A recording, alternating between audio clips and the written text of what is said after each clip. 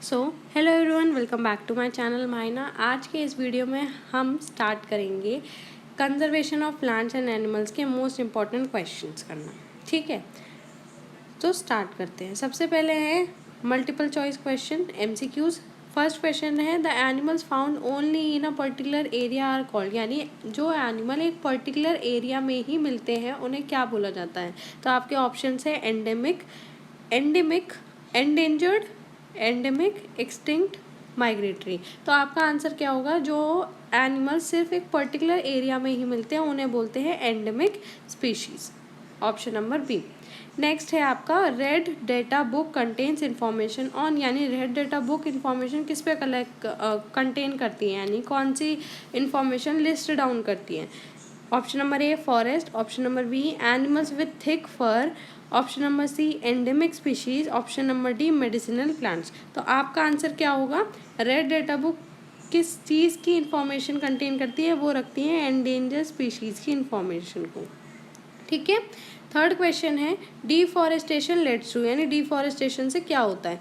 Increased rainfall, soil erosion, decrease carbon dioxide या conservation of wild life. तो आपको पता है डिफॉरेस्टेशन जब होती है तो सॉइल इरोजन होता है ना, क्योंकि जो ट्रीज़ वगैरह हैं, ट्रीज़ वगैरह की जो रूट्स हैं वो क्या करके रखती हैं? सॉइल को होल्ड करके रखती हैं। लेकिन जब ये ट्रीज़ ही आपके कट हो जाते हैं, इन्हें काट दिया जाता है, तो क्या होता है? ये जो सॉइल, जो रूट्स आपकी सॉइल को बाइंड करके रखती हैं, टाइटली होल्ड करके रखती हैं, वो फिर लूज़ हो जाती हैं और जिससे क्या हो जाता है? सॉइल इरोजन आपका हो जाता है।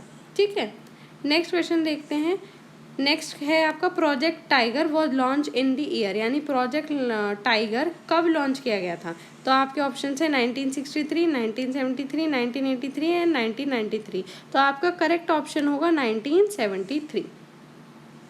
नेक्स्ट है which of the following is a cause for migration of birds, यानी क्या कॉज है माइग्रेशन ऑफ बर्ड्स का? पहला है abundance of food in old place, दूसरा है कंफर्टेबल टेम्परेचर, तीसरा है extreme weather condition and lack of nesting area, और चौथा है नो प्रेडेटर्स, यानी कि किसी जगह पे ज़्यादा फूड की मात्रा है पुरानी जगह पे, या कंफर्टेबल टेम्परेचर है इसलिए वो माइग्रेट हो रहे हैं एक जगह से दूसरी जगह, या फिर वेदर कंडीशन बहुत ज़्यादा एक्सट्रीम है, बहुत ज़्यादा हार्श है और नेस्टिंग एरियाज वहाँ पे नहीं है, लैक है ना, कमी है वहाँ पे। नो प्रेडेटर है इसलिए जा रहे हैं, नहीं, ऐसा कोई रीज़न नहीं होता। रीज़न क्या है आपका माइग्रेशन का? वो फेवरेबल कंडीशन की तरफ आपका मूव करती हैं जहाँ उनको फेवरेबल कंडीशन मिलती है। तो यानी पिछली जगह पे नॉन फेवरेबल कंडीशन होगी, एक्सट्रीम वेदर कंडीशन होगा, है ना, क्योंकि सीजनल मूवमेंट होता है माइग्रेशन का। तो आपका option number C correct answer हो जाएगा। नेक्स्ट है असर्शन रीजन टाइप क्वेश्चंस कुछ। सबसे पहला असर्शन है आपका क्वेश्चन का, wild life sanctuary help in conserving biodiversity, यानी जो वाइल्ड लाइफ सेंचुरी है वो क्या हेल्प करता है? बायोडाइवर्सिटी कंजर्व करने के लिए। ठीक है। रीजन आपका क्या कह रहा है? They provide a safe habitat for animals and plants, यानी वो क्या कर रहा है? एक सेफ हैबिटेट प्रोवाइड कर रहा है एनिमल्स को और प्लांट्स को। तो देखो, जब भी आपको असर्शन रीजन के क्वेश्चन सॉल्व करने होते हैं तो सबसे पहले आपको ये देखना होता है, इंडिविजुअली स्टेटमेंट पढ़नी होती है। सबसे पहले तो देखो क्या ये स्टेटमेंट ठीक है, असर्शन जो दिया है क्या ये स्टेटमेंट ठीक है? अगर ठीक है तो यानी कि आपके ये तीन ऑप्शंस तो बच गए, ये चीज़ एलिमिनेट हो गई, डी ऑप्शन एलिमिनेट हो गया। ठीक है। इस तरीके से आपको सॉल्व करना है। अगर आपका असर्शन आपका फॉल्स है तो यानी आपके ये वाले सारे ऑप्शंस कट हो गए, आपका डायरेक्ट आंसर ये हो गया, आपको कुछ और देखने की ज़रूरत ही नहीं है। लेकिन अब जब हमने असर्शन रीड करा तो ये असर्शन तो हमारा ठीक है, ओके, तो यानी डी ऑप्शन तो क्या हो गया मेरा? एलिमिनेट हो गया। डी ऑप्शन क्या हो गया मेरा? एलिमिनेट, क्योंकि ये तो हो ही नहीं सकता जब मेरा असर्शन ट्रू है। तो ये चीज़ क्या हो गई मेरी? ट्रू हो गई कि वाइल्ड लाइफ सेंचुरी हाँ बायोडाइवर्सिटी कंजर्व करने के लिए हेल्प करते हैं। ठीक है। अब रीजन को अलग से पढ़ो, ये एक समझ लो अलग से वो है, स्टेटमेंट है दो आपकी, पहले तो उसे इस तरीके से पढ़ो। पहली स्टेटमेंट ये रही, दूसरी स्टेटमेंट ये रही। अब दूसरी स्टेटमेंट पढ़ते हैं, पहले तो ट्रू हो गई, दूसरी पढ़ते हैं they provide a safe habitat for animals and plants, यानी वो क्या कर रहा है? वो प्रोवाइड करता है सेफ हैबिटेट आपके एनिमल्स और प्लांट्स के लिए। तो हाँ, ये स्टेटमेंट भी ट्रू है आपकी, दोनों स्टेटमेंट क्या हो गई? ट्रू हो गई। अब दोनों स्टेटमेंट ट्रू हो गई तो अब आप देख सकते हो आर इज फॉल्स लिखा हुआ है, यहाँ पे आर इज फॉल्स लिखा हुआ है, तो यानी कि ये आपका ऑप्शन कट हो गया क्योंकि ऑलरेडी मेरा आर ट्रू हो चुका है ना, मैंने रीजन मेरा ट्रू है, तो यानी ये 2 ऑप्शन मेरे एलिमिनेट हो गए। अब मुझे क्लियर कट पता है या तो आंसर ए में से होगा या आंसर बी में से होगा, है ना। तो अब सबसे पहले देखो, अब दोनों स्टेटमेंट ट्रू हो गई है। अब हमें क्या चेक करना है, अब हमें चेक करना है क्या ये स्टेटमेंट इसको जस्टिफाई कर रही है या नहीं जस्टिफाई कर रही है, यानी पहली जो असर्शन है उसका सही रीज़न, सही कारण दे रखा है, यानी वाइल्ड लाइफ सेंचुरी आपकी जो बायोडाइवर्सिटी को कंजर्व करने के लिए हेल्प करती है, तो क्या इसका रीज़न ये है जो आपको प्रोवाइड किया गया है, तो आपको ये देखना है। तो आप क्या करोगे चेक करने के लिए, आप हमेशा यहाँ पे क्या यूज़ करोगे, इस स्टेटमेंट के बाद जब आपका असर्शन ख़त्म होता है तो उसके बाद बिकॉज, एज, इस तरीके की चीज़ें लगाओ। तो जब आपकी ये स्टेटमेंट जब आप पढ़ोगे ना दोनों को एक साथ बिकॉज वगैरह ऐड करके, तो आपको एक क्लियर आंसर पता चल जाएगा। जैसे wild life sanctuary helps in conserving biodiversity because they provide a safe habitat for animals and plants, यानी वाइल्ड लाइफ सेंचुरी बायोडाइवर्सिटी को कंजर्व करने में हेल्प करती हैं, क्योंकि वो क्या करती हैं, कैसे कंजर्व कर लेती हैं, क्योंकि सेफ हैबिटेट प्रोवाइड करती हैं एनिमल्स और प्लांट्स के लिए, इसलिए कंजर्व करने में हेल्प करती हैं। तो क्या ये स्टेटमेंट सही हो गई, दोनों स्टेटमेंट सही हो गई। बिकॉज से लाइन ऐड हो रही है, सही मैच खा रही है, हाँ मैच खा रही है। तो आप क्या करोगे, इस वाली स्टेटमेंट का मतलब हो गया कि जब दोनों का असर्शन है, रीजन भी करेक्ट दे रखा है, तो यानी ये थर्ड बी ऑप्शन कट हो गया, तो आपका ओनली ऑप्शन क्या बचता है, ए ऑप्शन, यानी आपका आंसर क्या हो जाएगा, both A and R are true but R is the correct explanation of A, यानी ऑप्शन नंबर ए आपका आंसर होगा। इस तरीके से आपको असर्शन रीजन टाइप क्वेश्चंस को सॉल्व करना होता है। आई होप क्लियर है। एक क्वेश्चन और प्रैक्टिस करते हैं। सेकेंड क्वेश्चन देखिए असर्शन रीजनिंग का, endemic species are not found anywhere else except their native region. ठीक है, सबसे पहला असर्शन बोला है आपसे कि एंडेमिक स्पीशीज कहीं और नहीं पाई जाती अपने नेटिव रीजन के अलावा, यानी जहाँ वो क्या मिलती हैं, मतलब वो पर्टिकुलर रीजन जहाँ पे वो ओरिजिनली फाउंड होती हैं, ओरिजिनली मिलती हैं, उसके अलावा ये किसी दूसरे रीजन में नहीं मिलेगी। हाँ, ये स्टेटमेंट ठीक है, दिस स्टेटमेंट इज ट्रू, ठीक है, ये ट्रू लिख दिया। अब नेक्स्ट स्टेटमेंट पढ़ते हैं, रीजन जो दिया हुआ है, they can adapt to any environmental condition. ये क्या कह दिया इसने कि वो किसी भी इन्वायरमेंटल कंडीशन में अडेप्ट कर लेता है। अगर किसी भी इन्वायरमेंटल कंडीशन में अडेप्ट कर लेता होता तो क्या होता, वो तो अगर इस वाली जगह पे मिलता है, जगह मतलब लेट सपोज रीजन ए है, तो यानी अगर किसी भी इन्वायरमेंटल कंडीशन में, जैसे यहाँ अगर विंटर है, यहाँ अगर समर है ना, यहाँ अगर इसकी कोई कंडीशन फेवरेबल नहीं मिल रही तब भी ये यहाँ सर्वाइव कर लेता। लेकिन इसमें क्या है, आपके एंडेमिक स्पीशीज़ तो ऐसी स्पीशीज़ है ना जो कि अपने सिर्फ नेटिव रीजन में ही मिलती है और कहीं नहीं मिलती। तो यानी अगर ए रीजन में ये मिल रही है तो ये बी रीजन में आपको नहीं मिलेगी। तो ये स्टेटमेंट कैसे ट्रू हुआ, ये स्टेटमेंट तो आपका क्या हो गया, ये स्टेटमेंट आपका फॉल्स हो गया। और जैसे ही आपने देखा कि असर्शन तो आपका क्या है, ट्रू है, रीजन आपका फॉल्स है, तो आपका सीधा सीधा आंसर क्या हो जाएगा, सी ऑप्शन हो जाएगा। ठीक है, थर्ड क्वेश्चन देख लेते हैं। असर्शन दे रखा है endemic organisms are in greater danger of becoming extinct, यानी एंडेमिक स्पीशीज जो हैं इन पे ज़्यादा खतरा है एक्सटिंक्ट होने का। ठीक है, ये चीज़ कई हद तक अभी तो हम कह देते हैं कि ट्रू है, चलो है ना, ट्रू मान लेते हैं इसे, क्योंकि हाँ एंडेमिक स्पीशीज़ को खतरा है एक्सटिंक्ट होने का। ठीक है, अब reason they are confined to a small geographical area and can't survive outside it, यानी वो क्योंकि एक छोटे जोग्राफिकल एरिया में ही रहते हैं, यानी अगर सिर्फ ए एरिया है, ए रीजन है मान लो, तो उसी छोटे से एरिया में रहेंगे और उसके बाहर सर्वाइव नहीं कर सकते, जो कि हमने इस वाली स्टेटमेंट में भी पढ़ा था। यही चीज़ समझी थी हमने कि नेटिव रीजन के अलावा वो कहीं और नहीं मिल सकते, कहीं और अडेप्ट नहीं कर सकते, सर्वाइव नहीं कर सकते। तो हाँ, ये स्टेटमेंट भी ट्रू हो गई।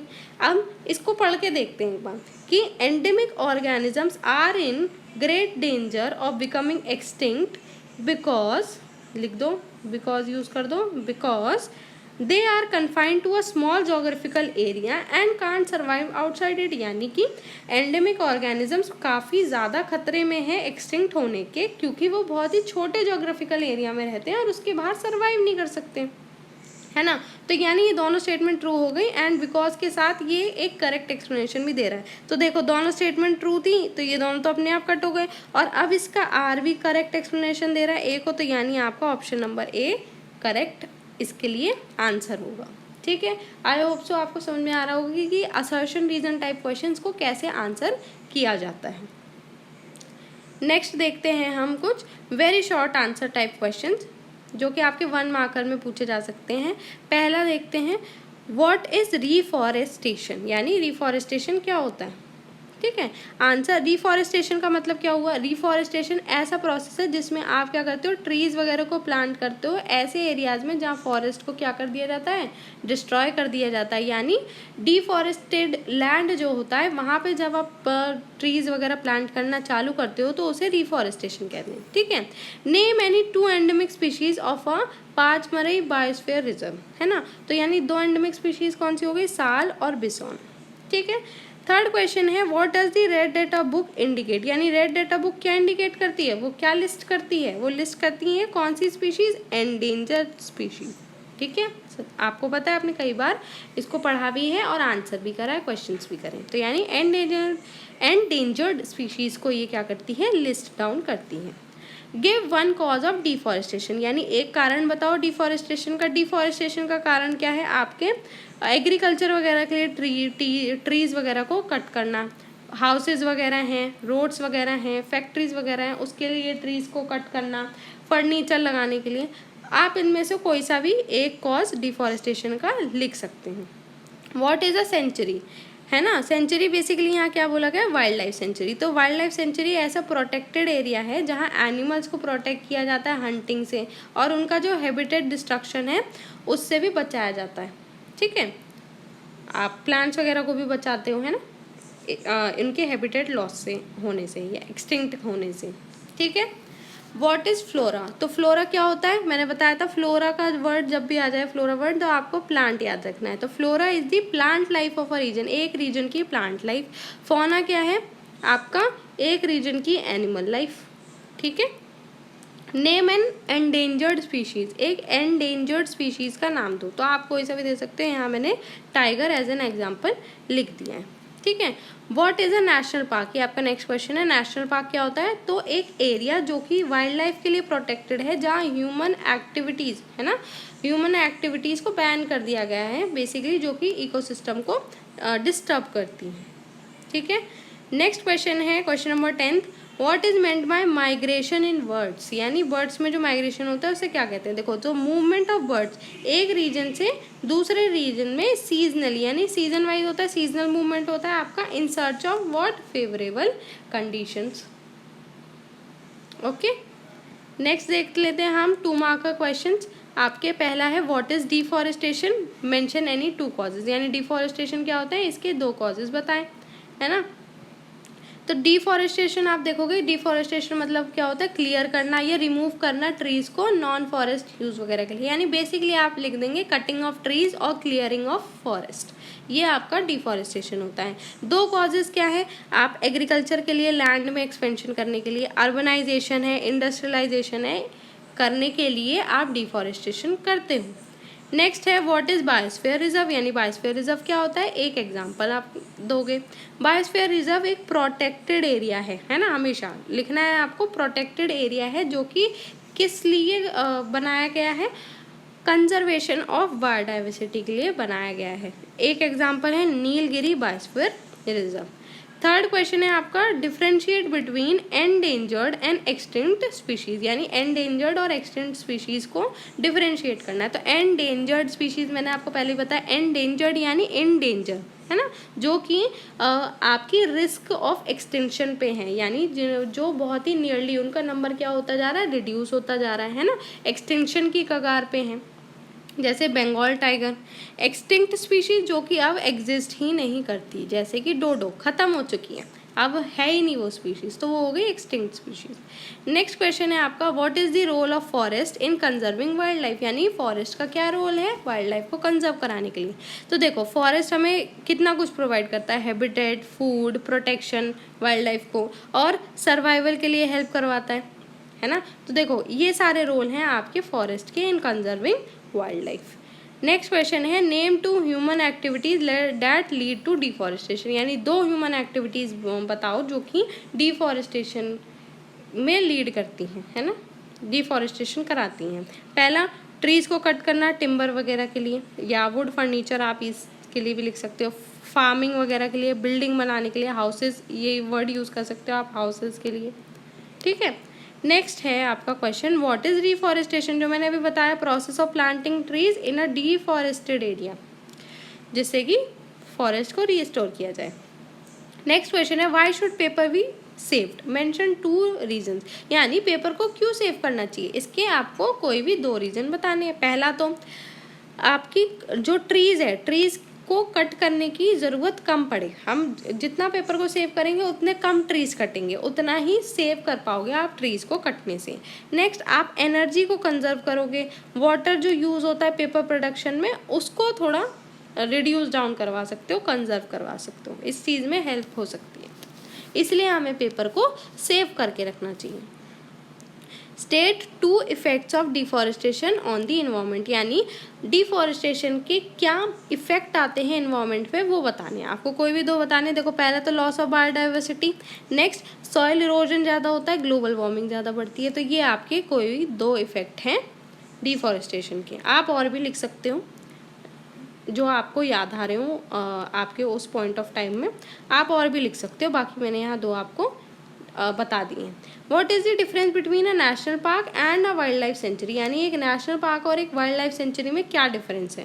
पहला तो नेशनल पार्क और वाइल्ड लाइफ सेंचुरी दोनों ही प्रोटेक्टेड एरियाज हैं, ये डिफरेंस नहीं है, सिमिलैरिटी है ना। लेकिन नेशनल पार्क क्या है, प्रोटेक्टेड एरिया है वाइल्ड लाइफ और नेचुरल हैबिटेट के लिए, जिसमें कोई भी ह्यूमन एक्टिविटी नहीं होती एंड ठीक है, और वहीं वाइल्ड लाइफ सेंचुरी में आपका लिमिटेड ह्यूमन एक्टिविटी अलाउड की जाती है।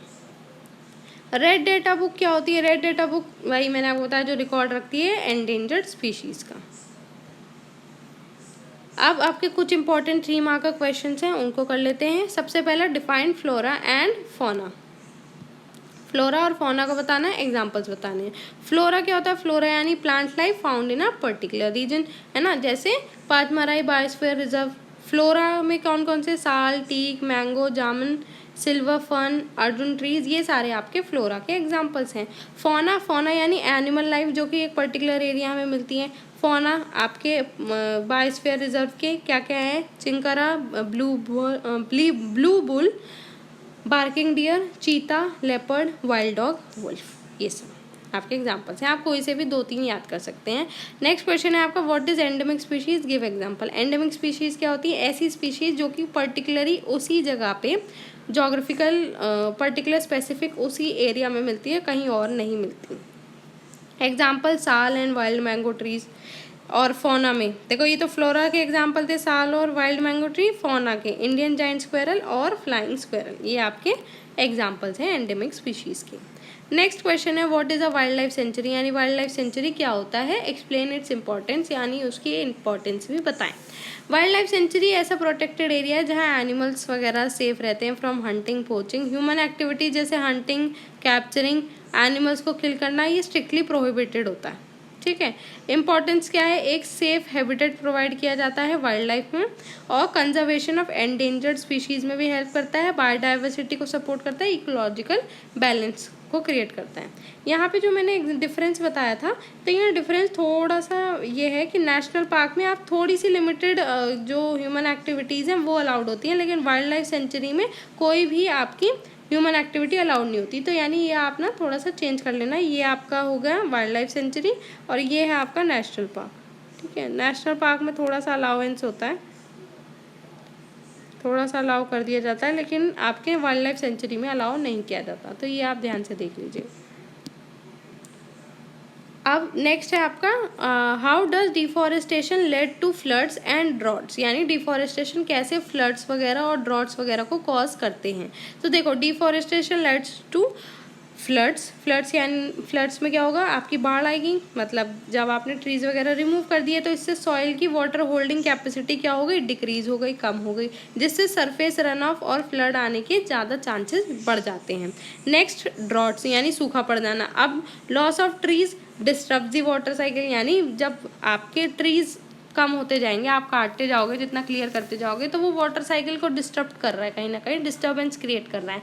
तो इससे रेनफॉल भी कम होगी, जिससे कि आपका सूखा पड़ेगा। एक मैंने एडिशनल यहाँ पॉइंट लिख दिया सॉइल इरोजन वाला, कि सॉइल इरोजन को भी कैसे लीड करता है, अगर आपसे पूछा जाए तो आप लिख सकते हो। अब absence of trees roots make soil prone to erosion further degrading the land, यानी जब ट्री रूट्स नहीं होंगी तो मैंने आपको बताया सॉइल आपकी इरोजन के लिए प्रोन हो जाएगी, बहुत ज़्यादा उसमें इरोजन आपको देखने को मिलेगा, जिससे लैंड डिग्रेड होगी।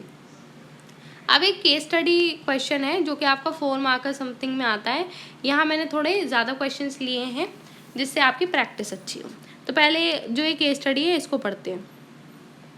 In a village near a forest, people noticed that many trees were being cut down illegally, है ना।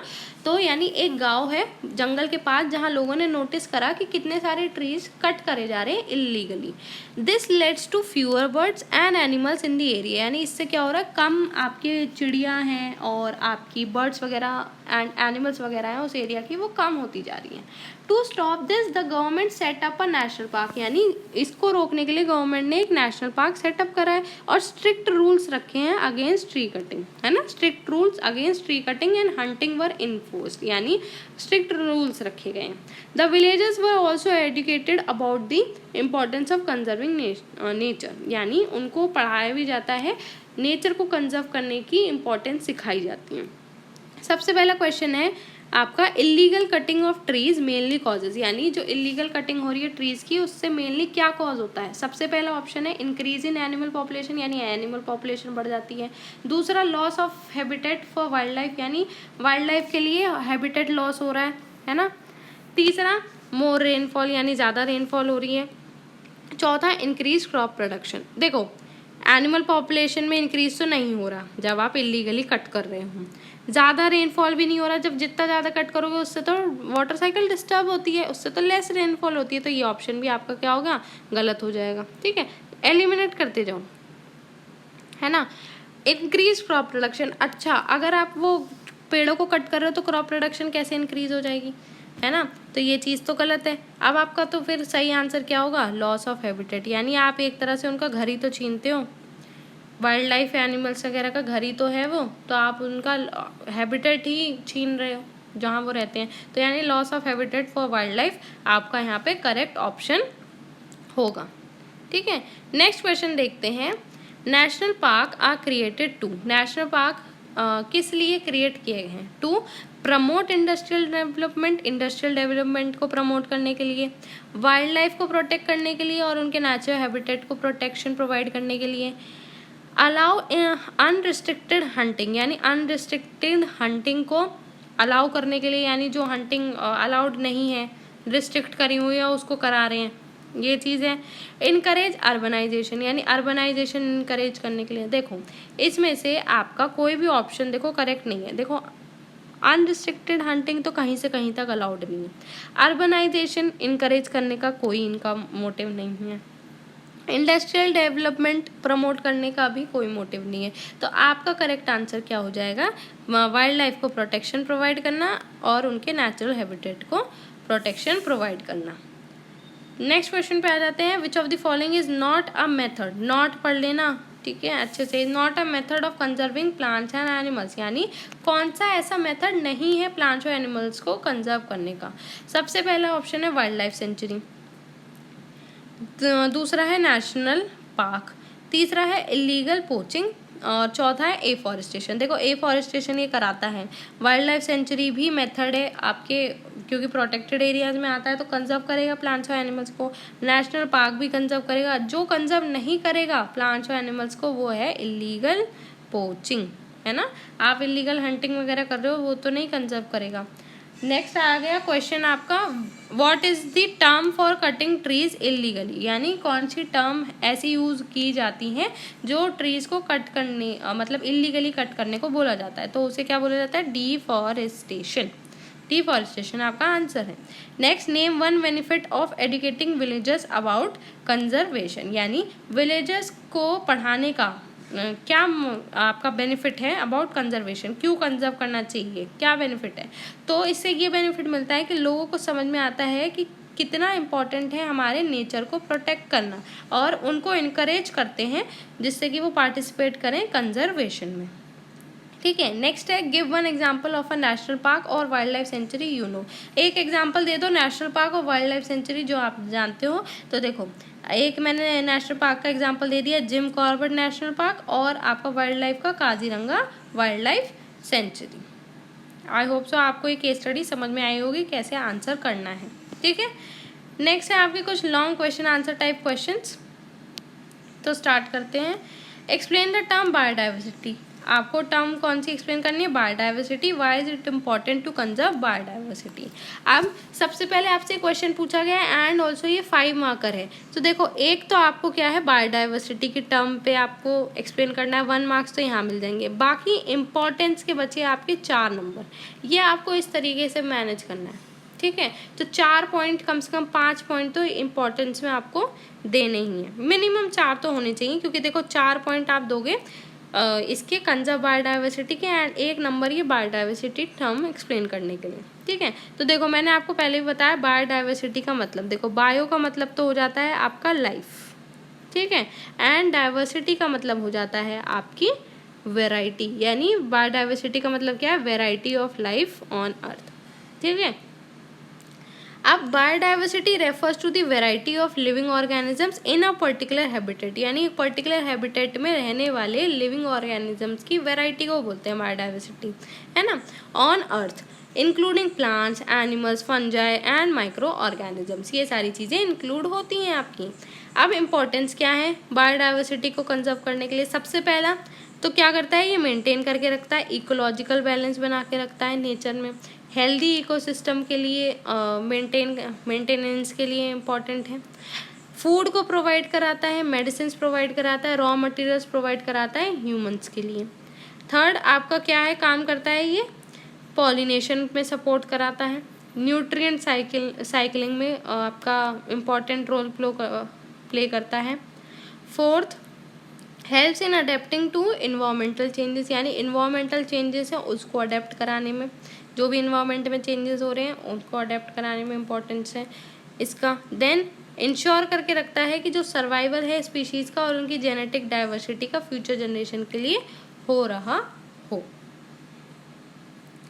नेक्स्ट क्वेश्चन देख लेते हैं। What are endangered species, mention some causes for their endangerment and how can we protect them. देखो 1 number तो इसका हो गया आपका, ठीक है, 2 नंबर आपके कॉजेज के एंड 2 नंबर आपके प्रोटेक्शन के, यानी 2 पॉइंट आप प्रोटेक्शन के दे दो, 2 आप कॉज बता दो और 1 आपका एंडेंजर्ड स्पीशीज को एक्सप्लेन करने के लिए। तो ऐसे आपके 5 नंबर बन गए। इस तरीके से आपको आंसर लिखना है, ठीक है। एंडेंजर्ड स्पीशीज क्या होते हैं पहले ये एक्सप्लेन करना है। तो endangered species are those species whose numbers are continuously reducing, है ना, आर डिक्रीज ड्रास्टिकली और are at the risk of extinction and they are